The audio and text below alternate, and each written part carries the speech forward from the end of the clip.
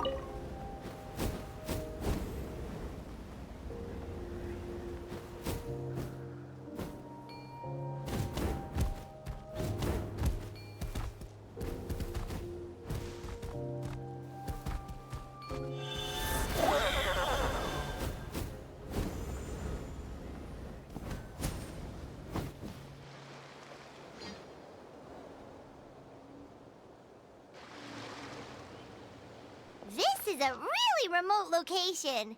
Guess she was trying to get as far away from humans as possible. We stay here? Okay. Traveler. Paimon. Mom says we should stay out of sight for now. She'll talk to Koya first. Koya is very hostile toward humans right now. So if we show up unannounced, it might just make things worse.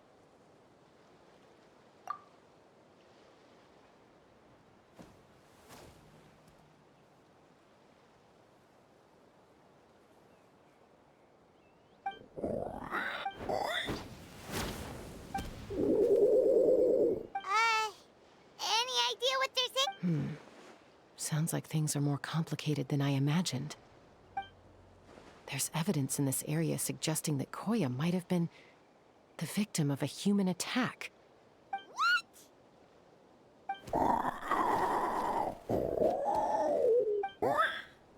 No! It's Chime, Koya's child. The attackers kidnapped her. They came over the sea, under the cover of night, and they took Chime. What the heck? Who would do such a thing? I searched day and night, and finally found them.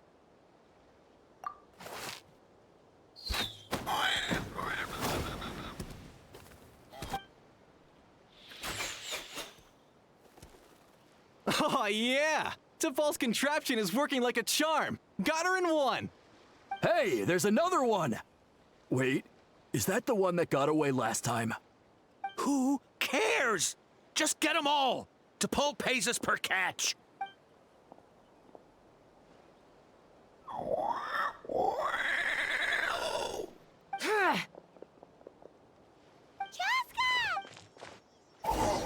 Chaska? How do you get here? Quick, stop her! Don't you even think about running away!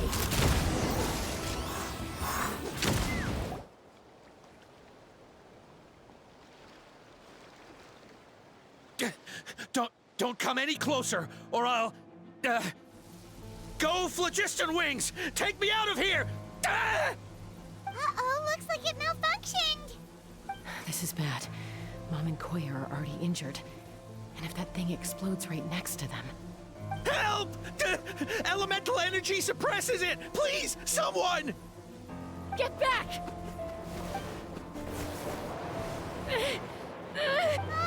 It's still going, and it's getting worse. Guess we need a more permanent solution. All right then.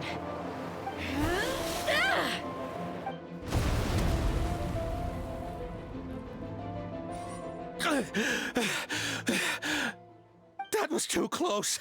I thought I was gonna die.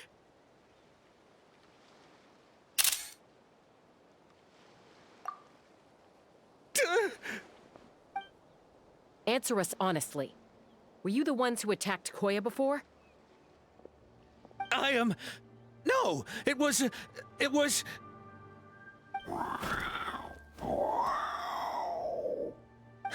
Well, she says it was you. Just tell me, who sent you here? It was T'Pol.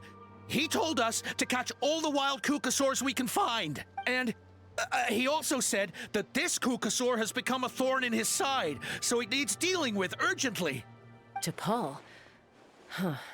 Sounds familiar. But where from? Well, he tends to send his orders in writing. He pretty much never communicates with us in person. When he does, he wears a mask to hide his face. And whenever we trade Kukasaurs for Phlogiston Wings, we deal with his henchmen. So you didn't even make those wings? All we did was slap some labels on them and transport them over here, to make them look like they're imported. To make it harder to trace their origins. I don't know, honest! Well, that's mighty convenient, huh? What about if I held a gun to your head? Would that change your answer? No need. I'm sorry. I'll tell you everything I know. T'Pol doesn't tell us much, but he always stresses that he wants them alive. So that gives us some clues. This is just a best guess, of course, but we suspect that the gaseous phlogiston stored in the track balls is drawn directly from the Kukasaurs. What? Easy now. You're still injured. Hey, keep talking. Yes, ma'am. So, the gaseous phlogiston has to be highly refined in order to power the phlogiston wings. The slightest imperfection can have disastrous consequences, as you just witnessed. But the Kukasaurs have a natural ability to process gaseous phlogiston. So, if you use them as an intermediary, then... That's enough. So the Kukasaurs you took, where are they? T'Pol should have them. But no one knows where he's based, apart from him and his henchmen. We've tried looking for it ourselves, even followed them a few times. But we always end up losing track of them. Random thought. Maybe they're hiding up in the sky? T'Pol. T'Pol. I'm sure I've heard that name. Maybe it was... Jaska, Traveler!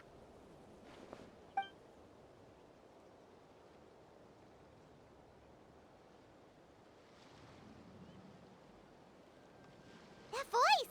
It's Oppa!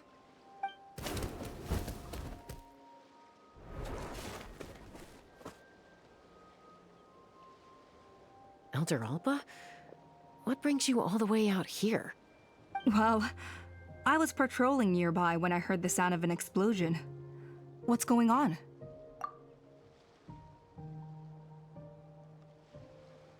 I don't believe it. Elder Alba, does the name T'Pol ring a bell to you? I feel like I've seen it written down before. Maybe in a list of candidates for the flying trials? Huh? So he's a member of your tribe then? No. If he was a member of the Flower Feather clan, I definitely know him. Now that you mention it, I do remember a young man from outside our tribe who came to participate in our flying trials once. You were away on a mission at the time, which is probably why you don't remember him. He was a craftsman from the Children of Echoes, but he'd always dreamed of soaring the skies, so he wanted to join our flying squad. The Children of Echoes? That's rare. But despite his best efforts, he unfortunately failed to pass the trial and gain the Kukasaur's approval. In the end, he went wingless and returned dejected to the Children of Echoes. Wingless, huh? Maybe he invented the phlogiston wings to get revenge on the Kukasaurs. Perhaps. Or maybe it's simply his way of dealing with his regrets over his past flying endeavors. Either way, it doesn't excuse his abuse of the Kukasaurs. I'm gonna take these guys back and expose the truth to the tribe. It's time for this conflict to end. Easy, Chaska. Remember what I said about keeping a low profile? The ringleader still hasn't shown himself, and this man's allegation about powering the phlogiston wings with Kukasaurs is only speculation. Bringing these men to the tribe now won't win over any current supporters of the phlogiston wings. In fact, it may even escalate the conflict further. After all, many are mistrustful of the Kukasaurs after recent events. Is that why T'Pol waited until now to try to capture my sister? I don't know. I mean, he did tell us to spread negative rumors about the Kukasaurs and slip some more... But Koya only attacked humans because they stole her child! Nevertheless, we will be hard-pressed to change people's minds while emotions are running high. Unless we have irrefutable evidence. Bravo! My thoughts exactly. In the meantime, leave these men with me. I'll escort them back to the tribe. I'll take the other members of their crew into custody, too. They won't get another chance to stir up trouble. Fair enough. I guess finding T'Pol is gonna be the key to resolving this conflict. Let's hope the Children of Echoes have some info on him. Sorry, whatever it is, it'll have to wait till this is all blown over. I have to fix this situation before it spirals out of control. Mom, Sis, Rest up and get well soon. I gotta fly.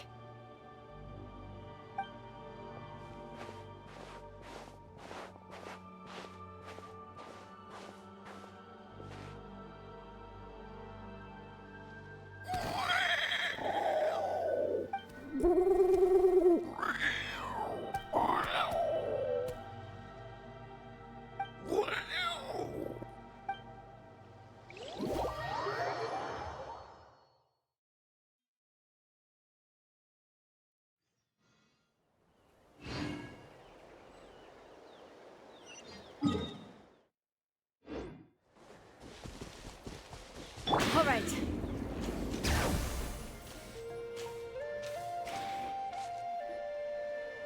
Alpa says that T'Pol's from the Children of Echoes. But how do we track him down? Just ask around until we find him? Let's start by talking to someone we know. It'll be faster that way. At this time and place, I'll bet the easiest person to find is... Wakey, wakey, Shilonen! Oh, it's you. Okay, give me a second. I'll come down.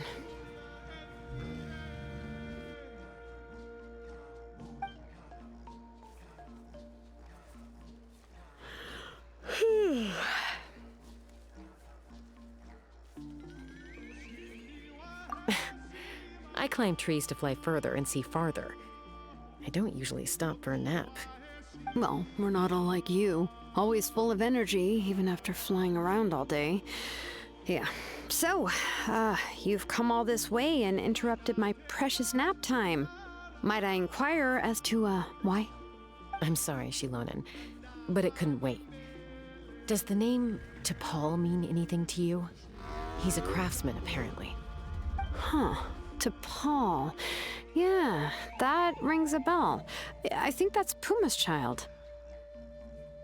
Nope, I'm afraid you're a few years too late. Why are you looking for him?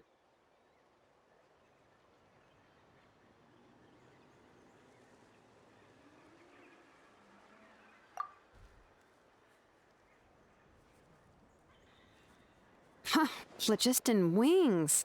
Wow, okay. The kid actually pulled it off. Well, looks like, no more rest for me today. Pulled it off? You mean he's tried making something like this before? Yeah, he started trying to build a flying machine right after he got back from the Flower Feather clan. So right after he went wingless, then. Was this flying machine anything like the gun you made me? You mean your gun that's harder to tame than the proudest Kukasaur? No, he wanted to build something that allows anyone to fly freely, even if they're not naturally gifted. But he never got very far back then, though. Blew up his workshop a few times and barely made it out alive. I never really kept up with him after that.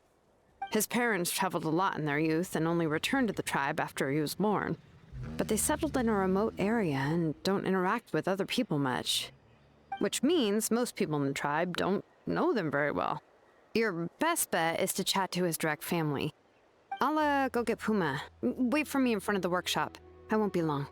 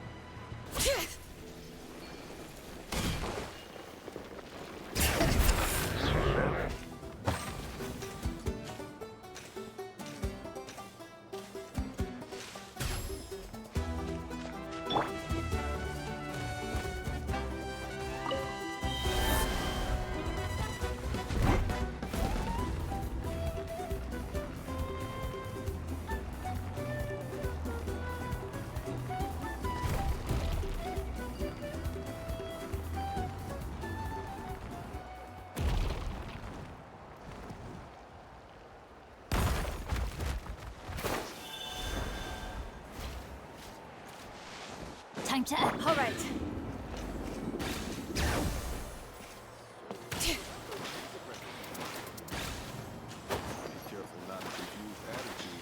side.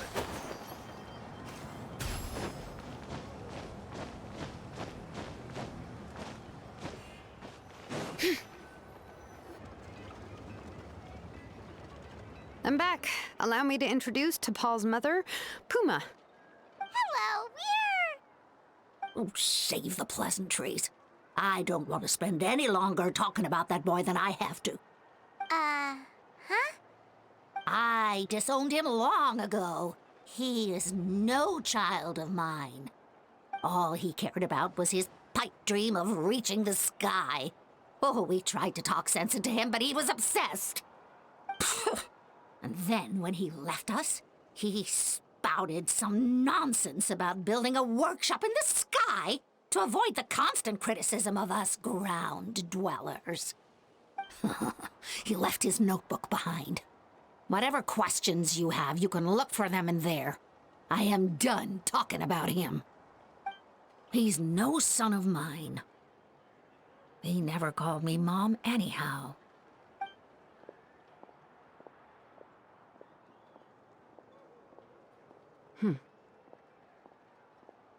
Wow, they've really fallen out. Paimon sure wasn't expecting that.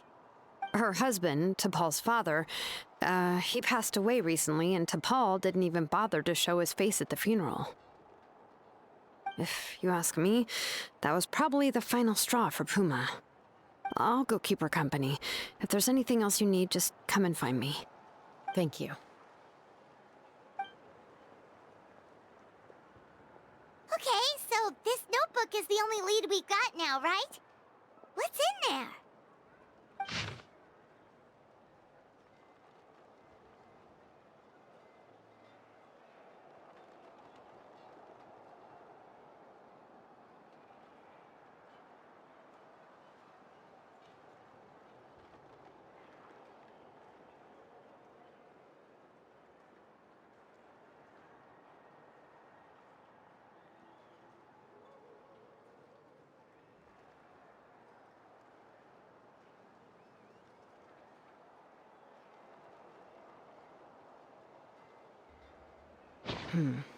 Some early designs for the phlogiston wings, and some theorizing about an airborne workshop. Ochkanatlan, the Cinder City. Looks like that's where he got his technological inspiration from. So, was he serious about the workshop in the sky? But that's such a big project for one person. Do we think he actually pulled it off? Oh, yes. The one from the trial arena that was super high up! That balloon has been there for a while, and everyone's been wondering how it got up there, but what if that's the wrong question? What if it started off even higher up, above the clouds and out of view, and it only descended to its current height due to some kind of malfunction? Part of T'Pol's workshop? Seems likely. If T'Pol's base had been hiding above the clouds this whole time, that would definitely explain why Isidore couldn't find it. I totally called it! But how do we get up there? Chaska, can you even fly that high? By myself? Possibly. But with a passenger, no chance. I doubt even phlogiston wings could take you up that high. At least, not without that relic T'Pol mentioned in his notebook. Yeah, and he's probably holding on to it. We'll have to find another way. Nope. That's way beyond Paimon's altitude. Also, would you really expect Paimon to go up there and take on T'Pol by herself? Let's not worry. Just because we can't think of a solution doesn't mean no one else can. I'm not the only flying expert in my tribe, you know. Oh, good point. We should go ask Elder Opa. And Mutoda. He was quite the flying ace back in the day, too. Let's head back and see what they suggest.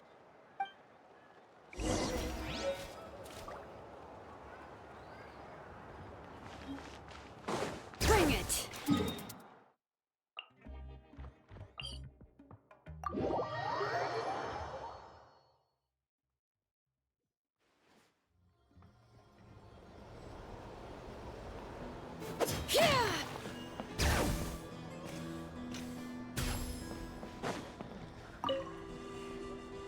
Chaska, You're finally back.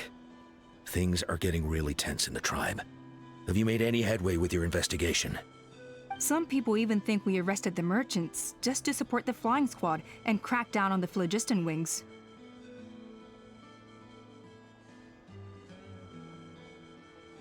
We found some promising leads, but there's a major obstacle standing between us and the irrefutable evidence we need. A relic from the Cinder City? So Och Khan's still managing to sow discord, even after all these years. An airborne workshop and a hot air balloon above the trial arena. And that's where you're trying to get to now? Neither phlogiston wings nor a Kukusaur can take you that high up. Do you really think that's where T'Pol is hiding? You know what? There might just be a way. Really? Do you still remember those spouts in the arena? When they were all blocked, the gaseous phlogiston was trapped and unable to flow. But now, it's flowing freely. If we were to block them up again... You mean all of them except the one at the very top of the arena? To build up the pressure there? Precisely. With all the gaseous phlogiston flowing through one spout, it would create a high-pressure wind current. And then we just ride it up into the sky! Yes, it has its risks, but with Chaska's abilities, I think she could manage it. It's an extremely risky approach, but I agree that it's feasible. If you want to give it a try, check with Inkanak at the trial grounds. She can explain how to block the spouts. Chaska, if anyone has a hope of seizing this evidence from the high heavens, it is you.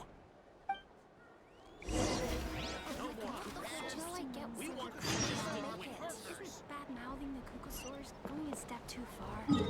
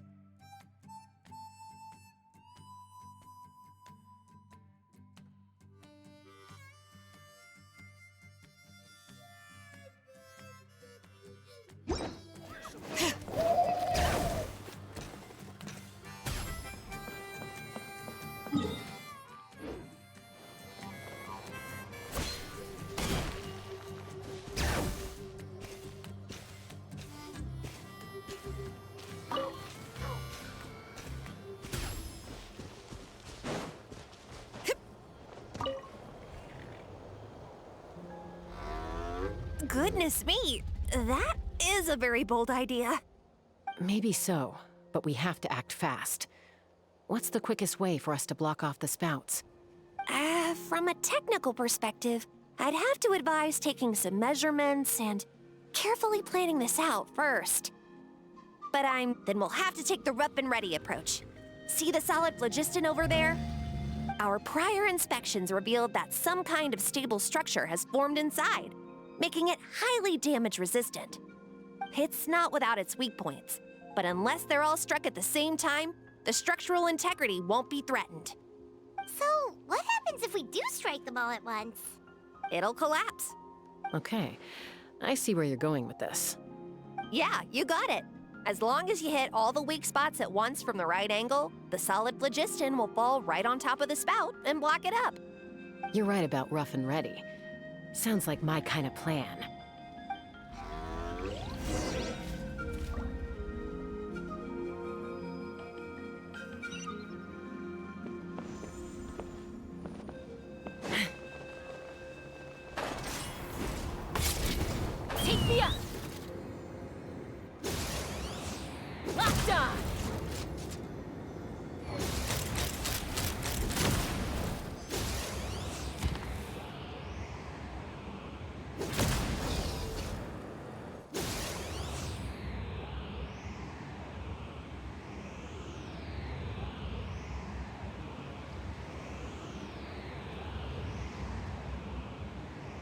Open fire! All right.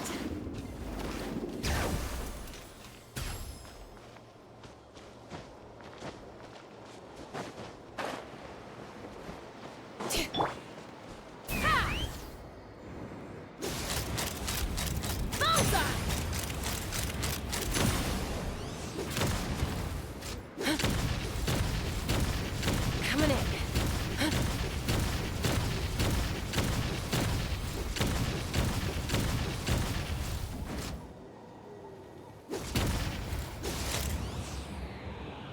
Look! There's a chunk of solid phlogiston right over that spout!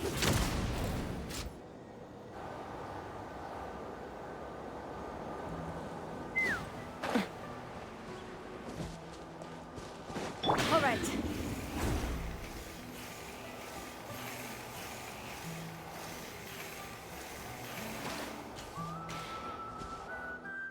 It actually worked! But wait, how are Paimon and the Travelers supposed to get up there? Koya can give you a lift. She's actually been following us this whole time. Wow, Paimon didn't notice at all! Well, probably because she didn't want to get too close to humans. Or maybe just me. But right now, we need her power. Whoa, you didn't even have to summon her! Yes, up there. That's probably where Chime is. All right, let's go have a little talk with this T'Pol.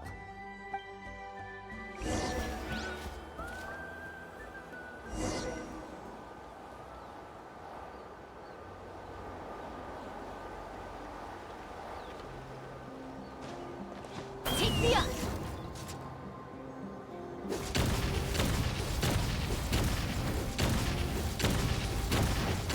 Coming in.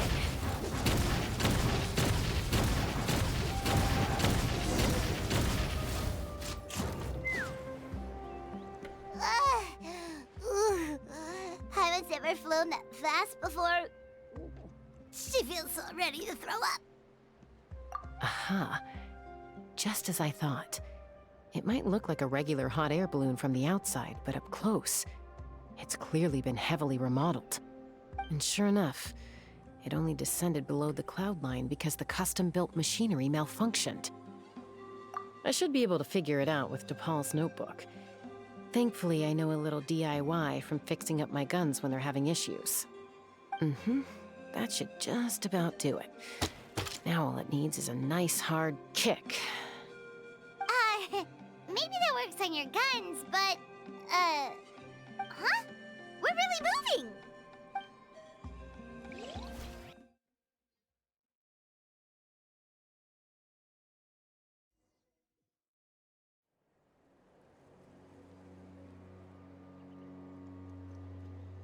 Here it is! The workshop in the sky! Oh, you gotta see it to believe it. Makes you wonder why T'Pol even bothers with phlogiston wings when he has tech like this. Well, according to the notebook, the platform beneath us runs on components from the Cinder City. Those can't be mass-produced. Also, I have some doubts about its mobility after seeing how it moved just now. For someone like T'Pol who dreams of flying freely, this definitely doesn't cut it. But if he's got that relic, he should be able to make a set of prototype wings for himself, right? Why bother making a whole flying workshop so he can mass-produce them?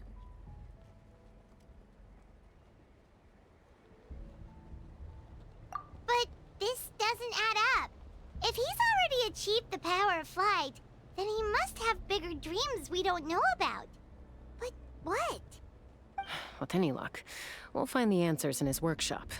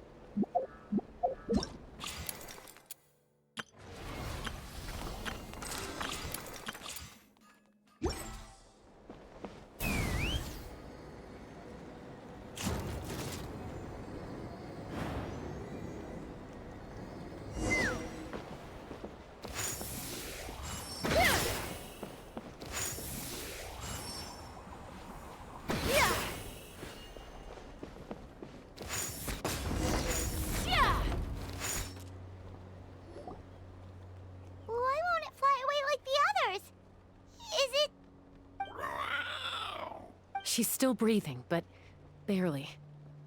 By the looks of it, DePaul was using these cages to extract phlogiston from the Kukasaurs.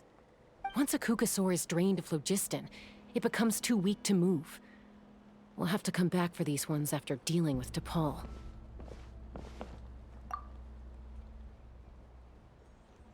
Let me see. Looks like a record of his phlogiston research. Log number 330. With the support of... I was finally able to launch the airborne workshop. Even though it relies on the relic for 80% of its power supply, I've at least taken the first step. Log number 348. Research on the relic is progressing well. I should be able to replicate the technology and scale up production very soon. Has proposed a name for this groundbreaking invention, the phlogiston wings. I think I'm getting close. Soon I will achieve my dreams. Log number 377. Encountered some issues with the new smaller model phlogiston wings. The gaseous phlogiston showed some volatility during the refinement process. Thinks we should proceed at a more cautious pace with the refinement experiments. But after so many past failures, I have to prove that I will succeed this time. Log number 114. Ran an experiment using Kukasaurs to refine gaseous phlogiston. It was a success. Log number 117. I've started recruiting merchants and hunters to capture wild Kukasaurs. Log number 121. Major breakthrough in the efficiency of phlogiston yield. Huh? So many parts have been crossed out! Yeah, probably the contact he alluded to in his other notebook. Guess he has a benefactor. Did anyone else notice how the numbering system in this notebook suddenly changed halfway through? We haven't got time for textual analysis, I'm afraid. Grab the notebook and let's press on. Let's fly! Huh. Never seen one of these before. Looks like this was built with the Cinder City components, too. You're not thinking of giving it a nice hard kick, are you?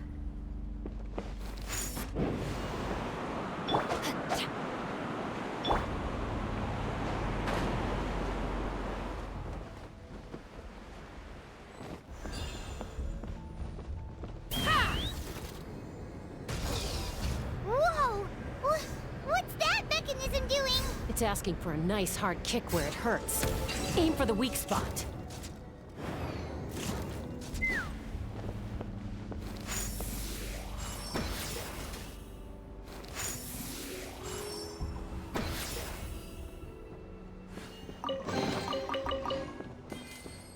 Take me up! What are they doing here? It's T'Pol's henchman. He must have brought them here using the relic in his prototype wings. Watch out!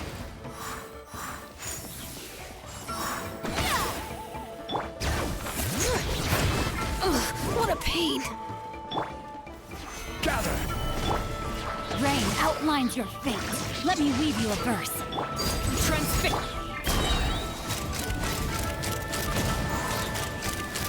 Locked on!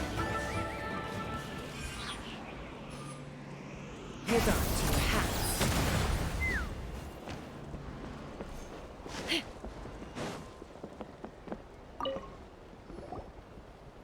look here! More of T'Pol's notes!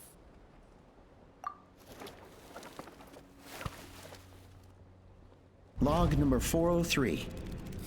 Introduced me to some new comrades who fully support my ideas.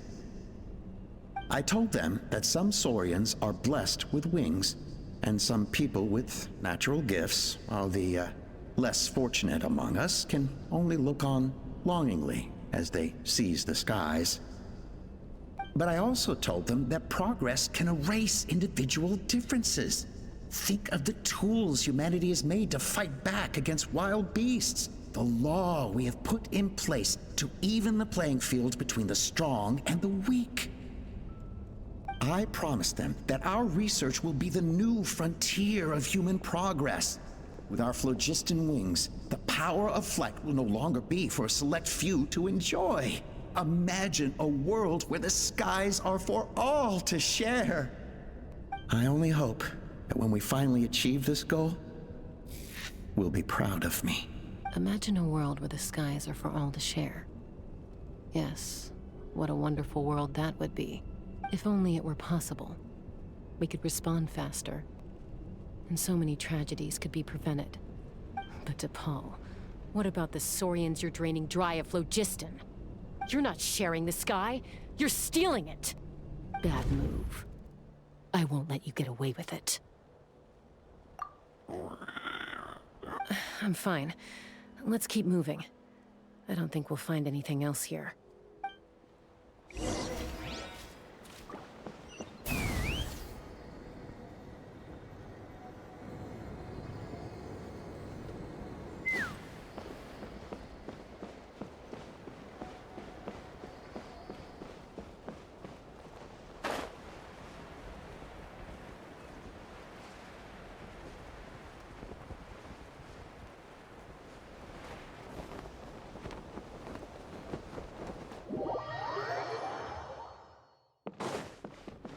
All right.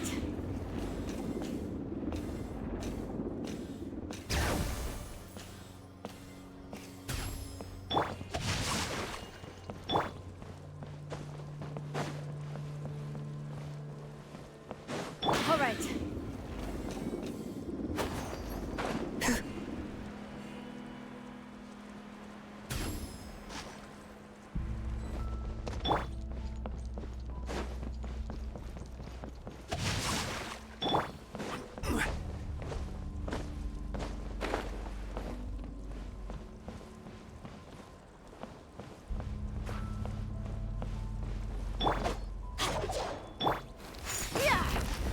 Let's fly.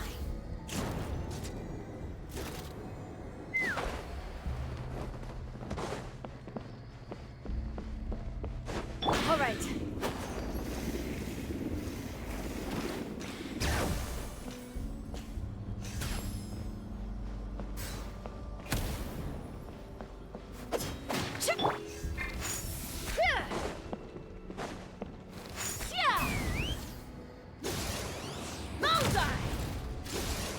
Open fire!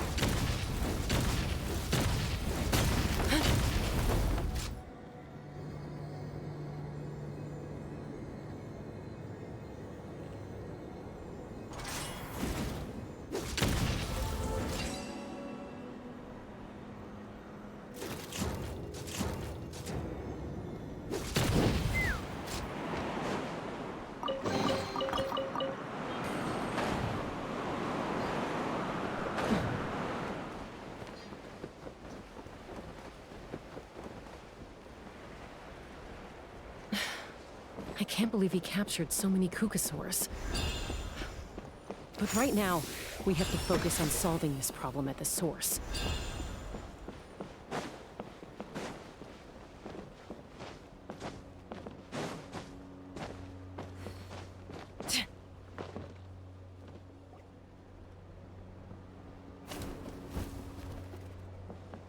Looks like we've reached the center of the workshop. And still no sign of Koya's baby.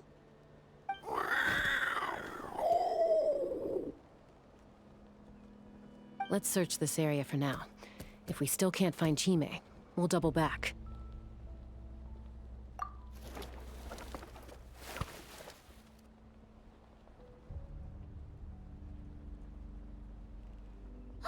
Chaska, Traveler, come quick! What is it? Did you find Chime? Not yet, but look! It's another one of T'Pol's notebooks!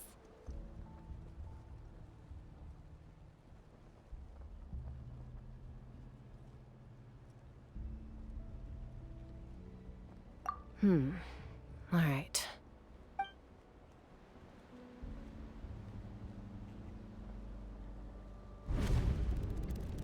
Log number 428. We decided to restart the experiments on phlogiston refinement, but without telling. This is the final obstacle to the success of the Phlogiston Wings project. We cannot fall at the last hurdle. Log number 436, earlier today, suggested using cucosaurs as an intermediary to extract refined phlogiston. It's certainly feasible, but... Anyway, as long as our secret experiment succeeds, I'm sure won't bring it up again. Log number 443. We will conduct the experiment tomorrow. But birthday is coming up, so hopefully we'll have a birthday surprise for her. Log number 444. Huh? Why is this log empty? I guess whoever wrote down the log number was prevented from recording the results.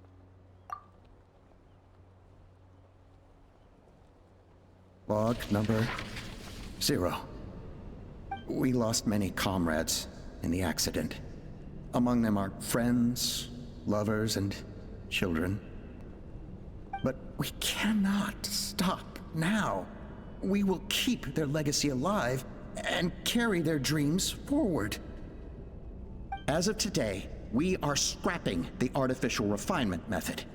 Instead, we will focus all our efforts on phlogiston extraction from live cuckoos. They are arrogant beasts whose existence in the wild serves no one but themselves.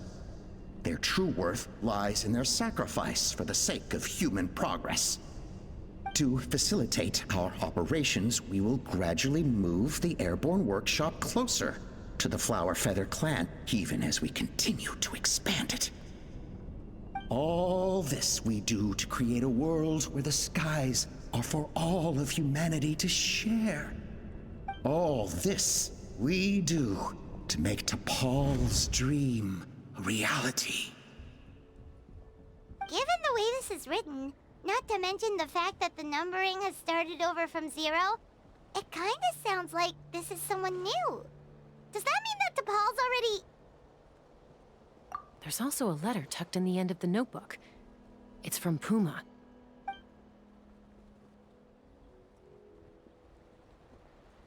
T'Pol, I don't know where you are right now, so I don't know how to reach you. My best bet is to send this letter to the Flower Feather clan. Your father is gravely ill. Oh, I know we've had our differences in the past, but he is still your father. Won't you come and visit him? Please. I know you never liked him and cared even less for me. All you ever yearned for is the sky. And your birth mother. But we'll still be waiting here for you if you do come back. This may be the last chance you'll get to see your father. So Puma's not T'Pol's real mom? Huh. Well, she did say he never called her mom, but I'm gonna assume she was just venting. We know that T'Pol's father passed away quite recently, and this letter looks recent. By contrast, the writing in this notebook is old and faded. It looks like the real reason T'Pol didn't attend his father's funeral is because he'd long since passed away himself.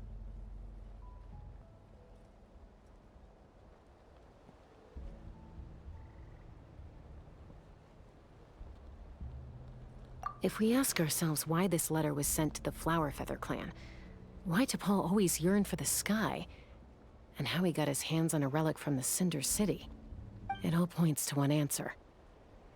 That's right. T'Pol was my child. He was born during my days as a wingless wanderer.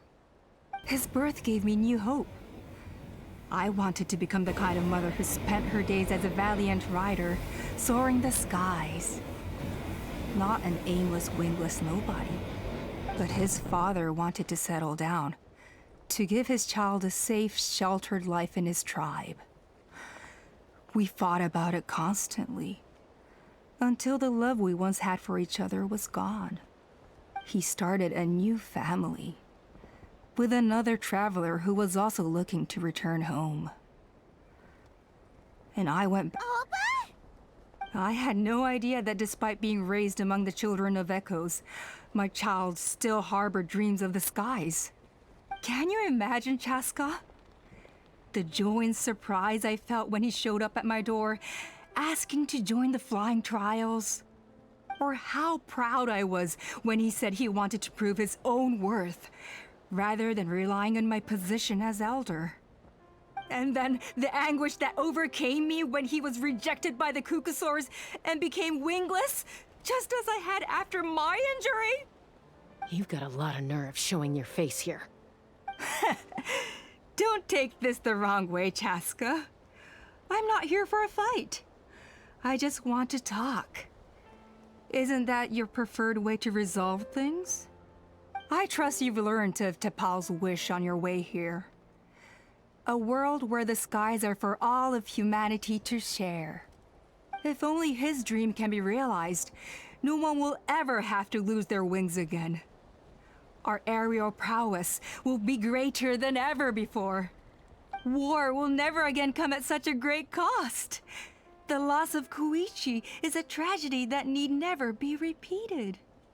So tell me, Chaska, do you really wish to see the phlogiston wings forever grounded and gathering dust? Nothing you've said excuses all the conflict you've caused. You mean the argument back at the tribe? It was a necessary measure. Sometimes this is the only way to accelerate the pace of progress.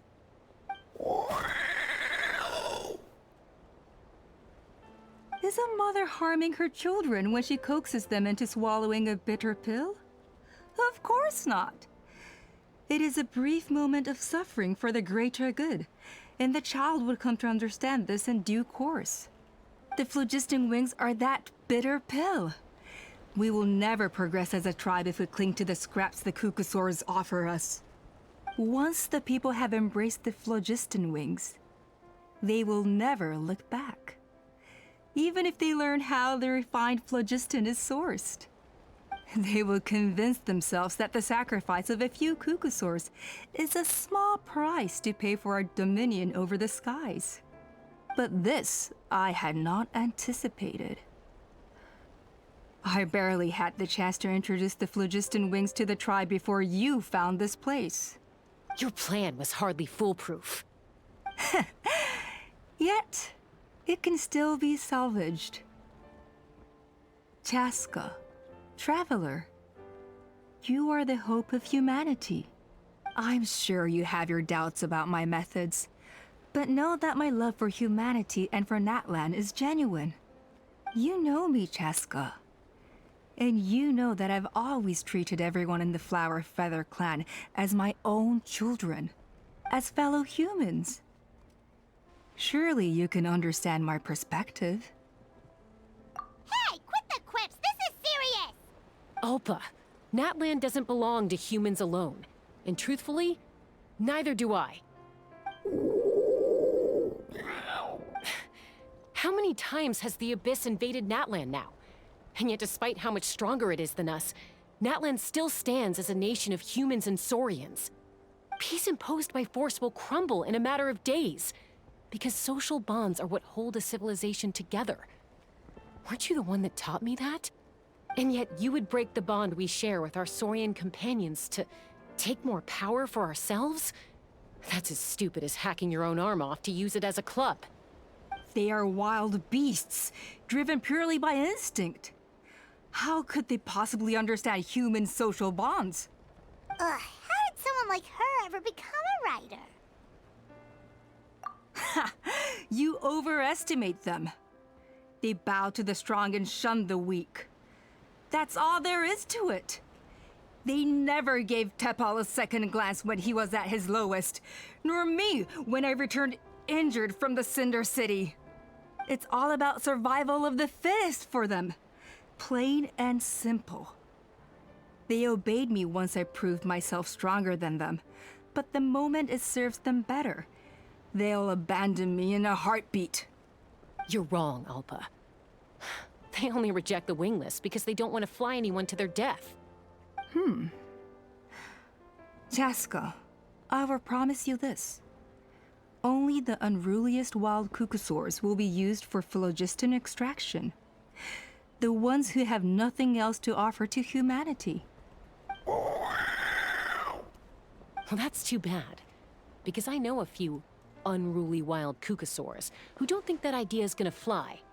Namely my mom, my sister, and me. And the others? To us, they're friends, family, even children. So if you want to put any of them in one of your cages, you're gonna have to go through us. Is that right? I knew you might be difficult to convince. Maybe this will change your mind.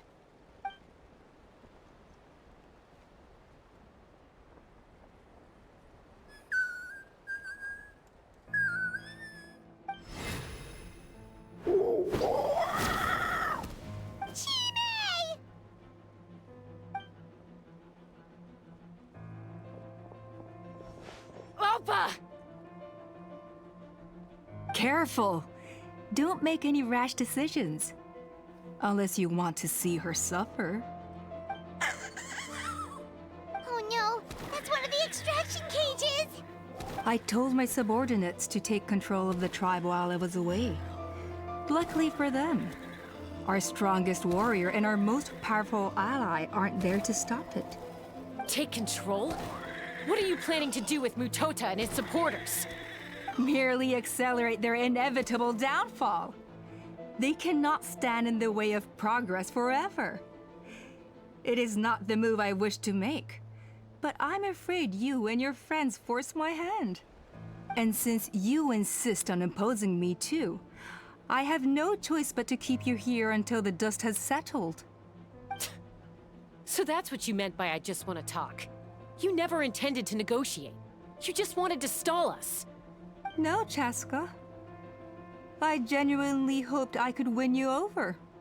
You are the strongest warriors we have. Put down your weapons, and I promise you that no harm will come to this young Sarian. I just need you to stay here for the next couple of weeks or so, while my people consolidate their power. Then, I will give her back to you, and you'll be free to leave. As long as the majority supports our vision, even the Pyro Archon cannot meddle in our internal affairs. Your vision is deranged, and the Flower Feather Clan will never support it. You sure about that? Then wait here and see. Time will tell. What do we do? Even if the whole tribe fights back, Mutota's in grave danger! Stop delaying the inevitable! Drop your weapons and get into the cages, now! She's still holding Chime hostage. Is there really no other way?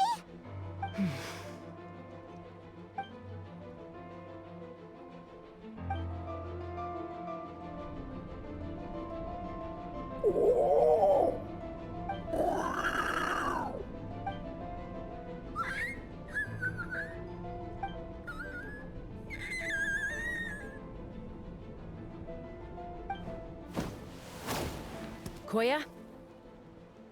Huh? What are you yapping about? Stand down. Drop your weapons, now! No! The relic!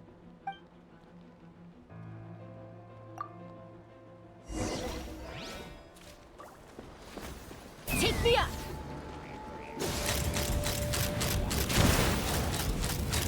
Open fire! Give up, Alpa. Smash your sword! Which will it be? Hey, something's up with this relic! That's all I've got. I got it! Cool it down enough.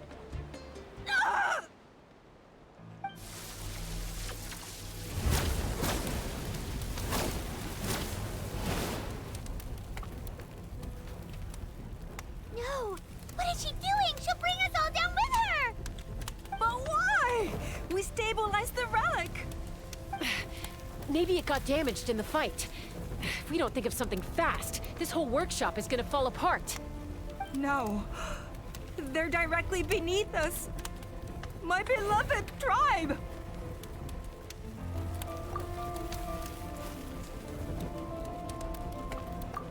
Okay,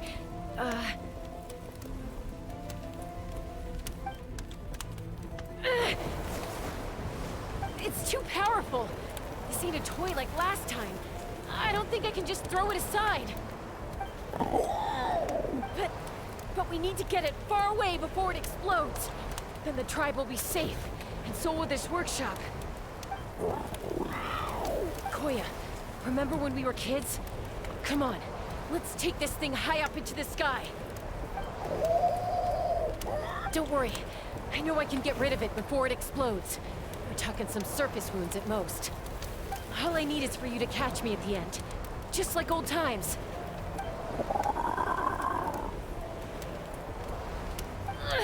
I can't hold it back anymore. We have to go. Don't be insane! Alpa, what are you? You're a fool, Chaska! Why would you choose such a risky solution? We cannot entrust the safety of our tribe to this wild Saurian! I'm the fool. You really think you can stand a better chance than me? Sure, it may be asking too much for an ex-wingless to escape the blast radius in time. But I can fly it a safe distance away, even if it's the last thing I do.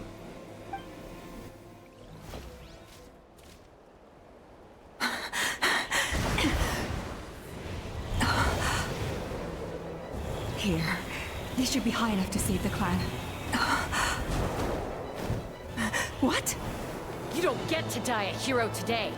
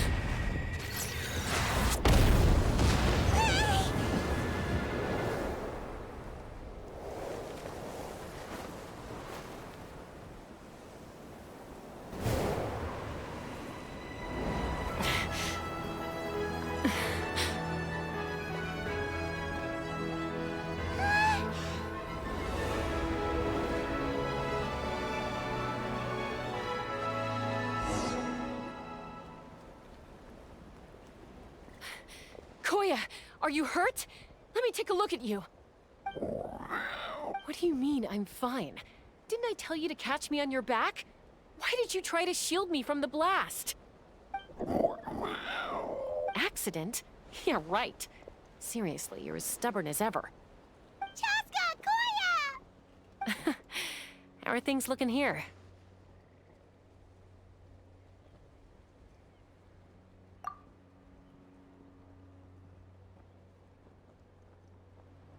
I think that's putting it mildly. I owe you one. Again.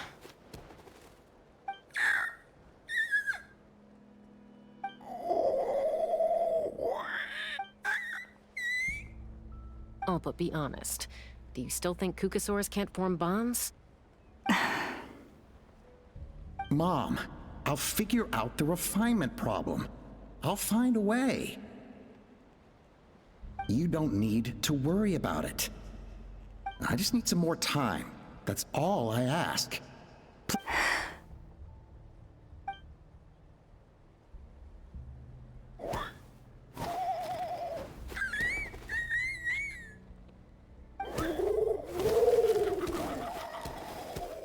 The Flower Feather Clan yield to the strong. And it's up to the winners to define what strength means. So it looks like it's my turn to yield. Koya! Koya!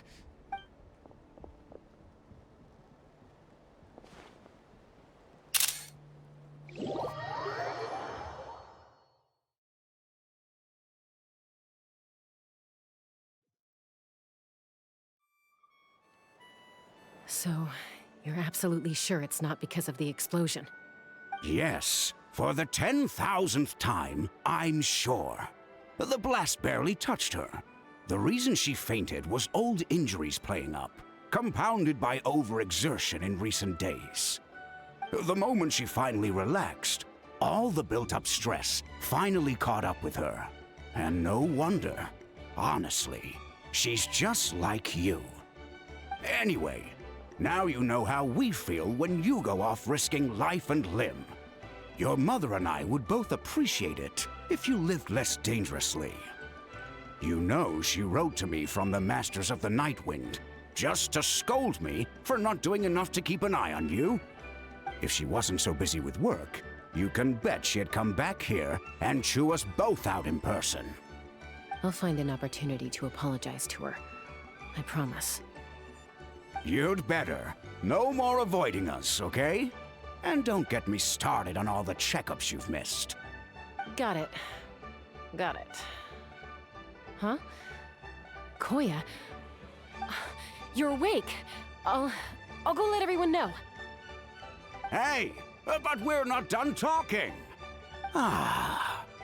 What are we gonna do with her, Even after everything that's happened, she still hasn't figured out how to start the conversation with you.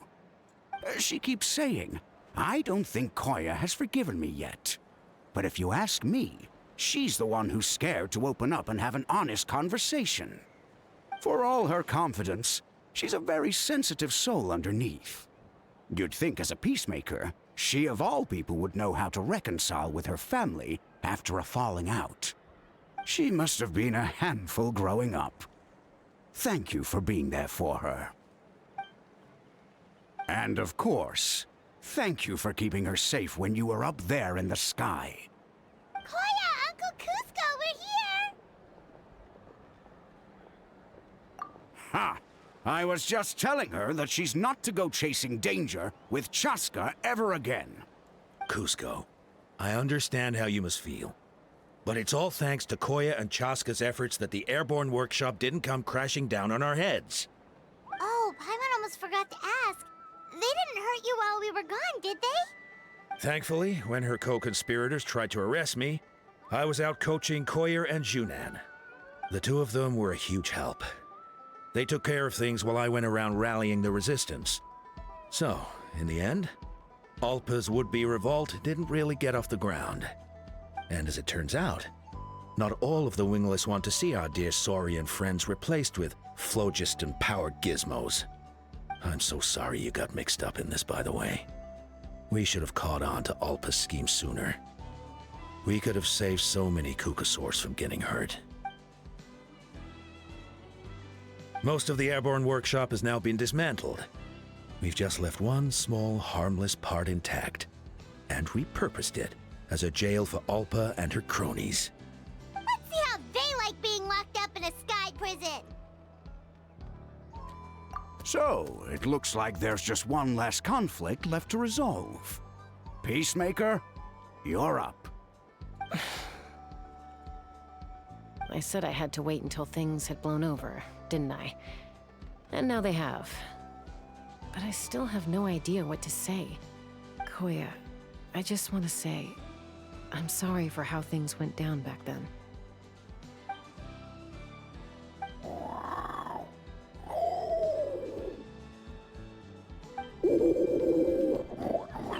Huh? Does this mean you're not mad at me anymore? There's that family likeness coming through again. But that day, when we ran into each other.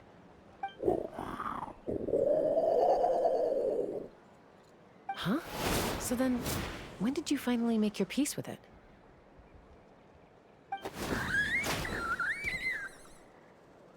Oh, it's Chime and Chimpu! They're here too!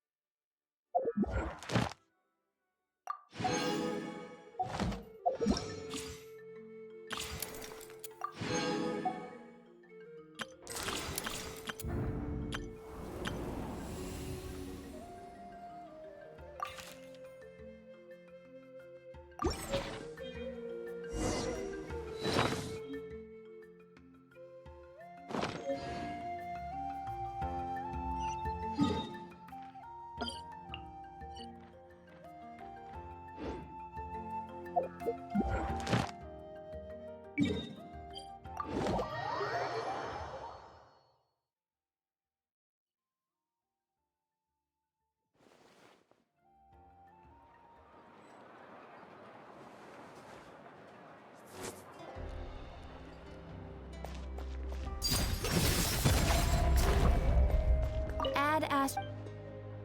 Thank you for.